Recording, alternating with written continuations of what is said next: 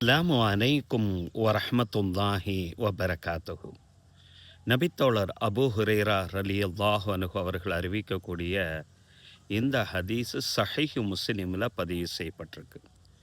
நபிகள் நாயகம் ஸல்லல்லாஹு அலைஹி வஸல்லம் அவர்கள் நபித்தோழர்களை பார்த்து இவ்வாறு கேட்குறாங்க, அலா அதுல்லுக்கும் அலாமா, ஒரு செயலின் மீது உங்களுக்கு நான் அறிவிக்கட்டுமா? ஒரு செயலை பற்றி உங்களுக்கு நான் அறிவிக்கட்டுமா? எப்படிப்பட்ட செயல்?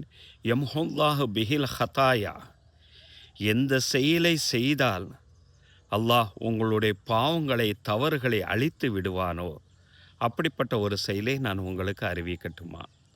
இன்னும் எர்ஃபாஹு பிஹி தரஜா, எந்த செயலை நீங்கள் செய்தால் உங்களுடைய அந்தஸ்துகளை அல்லாஹு தாலா உயர்த்துவானோ அப்படிப்பட்ட ஒரு செயலை உங்களுக்கு நான் அறிவிக்கட்டுமா என்று நபிகள் நாயகம் ஸல்லல்லாஹு அலைஹி வஸல்லம் அவர்கள் நபி தோழர்கள்ட்ட கேட்கக்கூடிய நேரத்தில் நபி தோழர்களெல்லாம் பதில் சொன்னாங்க, காலு பலா யா ரசூலல்லாஹ், அல்லாஹ்வுடைய தூதரை எங்களுக்கு அவசியம் அறிவித்து தாருங்கள் என்று சொல்கிறாங்க.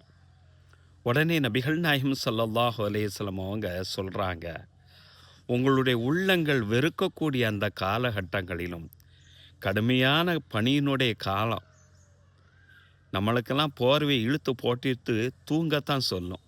நம்ம மனசு அதை தான் கதகதப்பாக இருந்து தூங்கத்தான் நம்மளுடைய மனசு சொல்லும்.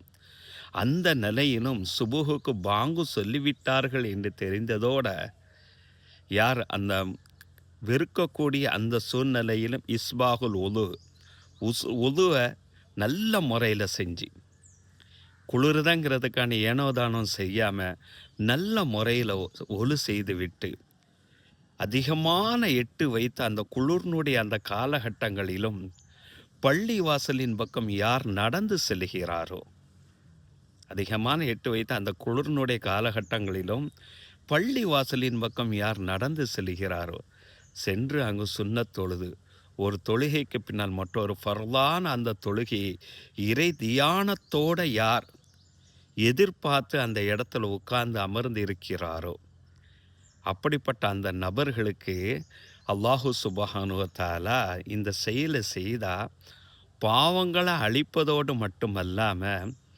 அவர்களுடைய அந்தஸ்துகளையும் அல்லாஹு தஆலா உயர்த்தி காட்டுகிறான் என்று சொன்ன நபி ஸல்லல்லாஹு அலைஹி வஸல்லம் தாலிகர் ரிபாத் என்று ஒரு வார்த்தையை 3 தடவை அந்த இடத்துல சொல்கிறாங்க. ரிபாத்னா என்ன?